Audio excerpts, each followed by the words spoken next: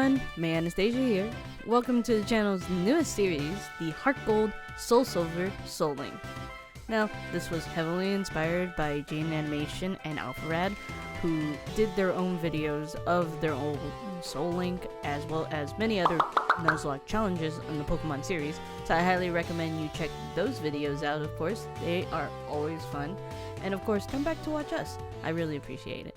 Now, to those who didn't watch the video, or were kind of too bothered to do so, let me explain how the rules work. So, in a traditional Nuzlocke, you are to get your first Pokemon, and whatever Pokemon that you get, you have to nickname them so that you could be, a little attached to it and such. And every encounter, you can only get the first encounter that you have per route or area possible to capture a Pokemon, and you gotta stick with that. You can't catch other Pokemon like in the traditional game, and if it faints, it perma-dies and you cannot get it back. So that means you can lose your starter through this, and a team wipe is an instant game over, so you have to strategize wisely.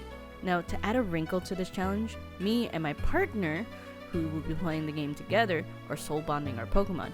So that means our starters are soul linked together, and if one starter dies, the other starter also dies. And to add another wrinkle to the game is randomized. And when I mean randomized, I mean everything is randomized. Meaning, for all we know, our starters can be gods to literal babies, and we can either encounter pretty easy Pokemon or Pokemon that will self-destruct and end our run. So that's fun. I really had to consider my options, who my partner would be, who has been with me through all the past year of my content creating journey and seen me enough to know my strategies in the game that I played. So I asked Nightwolf. This is Nightwolf. He's my editor and friend of the channel.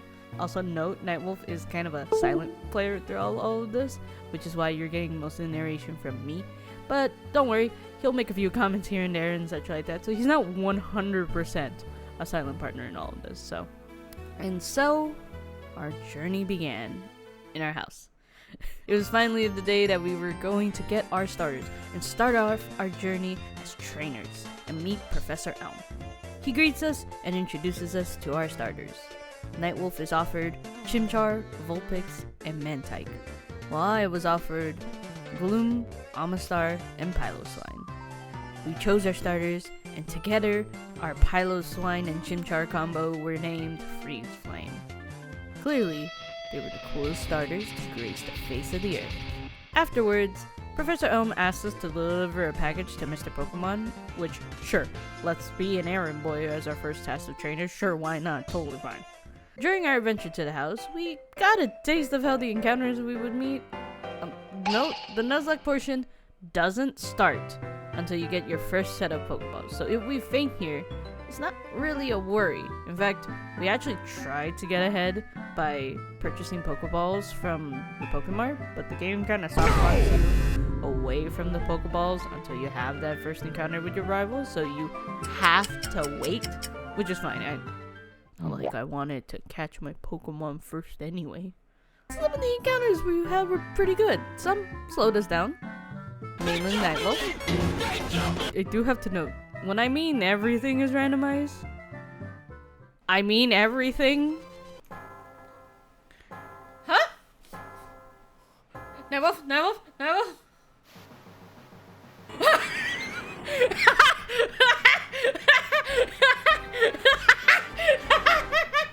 So we drop off the package, try to go back home for the day when Professor Elm calls us that he got robbed. Really? You're calling children to help you from getting robbed. I hope we're like the second or third person that you called after the police, right? Right? On our way back, we bumped into actually the thief and the game rival, who, by the way, made it really clear he was the one that robbed Professor Elm because both he was running away and he wanted to prove a point and battled us with the stolen Pokemon. Thanks for the incriminating witness testimony. Totally, I'm not gonna report this to the police right after this. We defeated him and made it back to the lab to give our statement to the police, asking if we happened to catch his name. Honestly, I was gonna let Nightwolf pick the name for our rival, and I didn't expect this.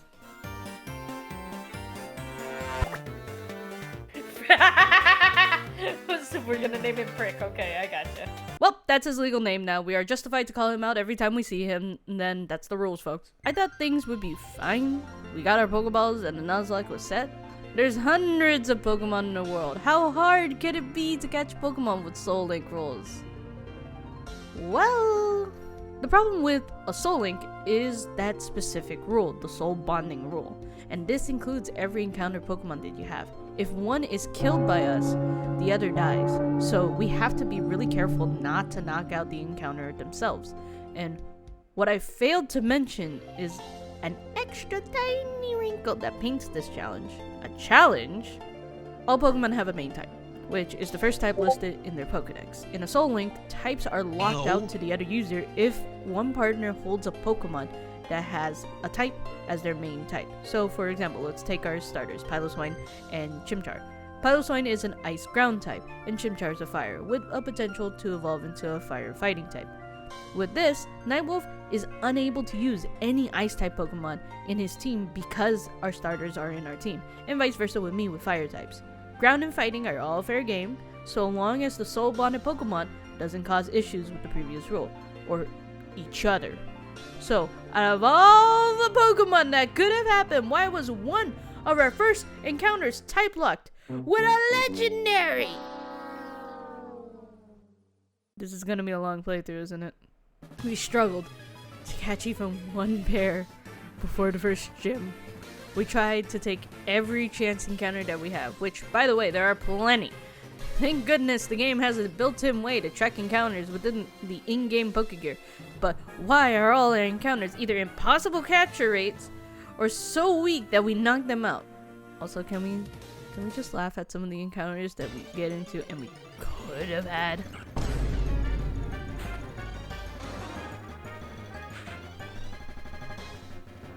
Nightwolf with a Pokemon that could totally climb ladders. Fire moves.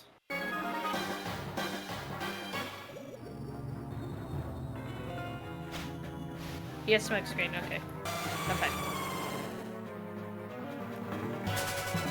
In the end, we encountered Faulkner's gym with just our starters. This is fine. We were leveled. Our starters were to the legal max that we could have for the gym. It will be fine, right? I must also inform you, all the encounters are randomized, including trainer battles. So, with this knowledge, I guess you could say we were a slightly bit nervous about what Faulkner could have. Because he could have the literal gods of Johto, and we'd be screwed. Ironically, I had a normal Faulkner fight with actual bird Pokemon, with the Bird Keeper gym leader. What were the odds? Nightwolf had a little bit more interesting encounter that weren't birds, but they were also pushovers. So we got our first gym badge, and honestly, everything was fine.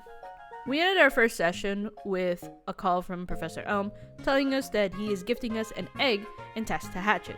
Probably our first guaranteed pair we would have had, but will we actually keep it? Skipping a couple of days later, we got to our second session, and we really wanted to hatch this. So we sped up the game to hatch. And let me tell you, the egg hatched, and we welcomed into the world Ditto and Ninetales, which we immediately had to box because fire types. We weren't even able to get any encounters, at least encounters that we could keep. We made it to Union Cave. Or should I just rename this cave to Dragon Cave? Because after meeting our newest member, D-Dragon, a Sheldon Psyduck combo, let me say that, I met every dragon type I could. On my end, D-Dragon, please. Luckily, we made it to the next town. We ensured we could save, and well, yes, it was a double type because water but at least it was a type that we can catch. We defeated Team Rocket, and we're given a fastball by Kurt. And while I would like to say we went to fight, I was faced with another tank of a beast by a rival prick. I did not mean to have the rival fight. His Omnistar was such a high defense because of withdrawal, and both of my Pokemon were either weak to water or just get two-shot. So, sadly, our first run, my team wiped.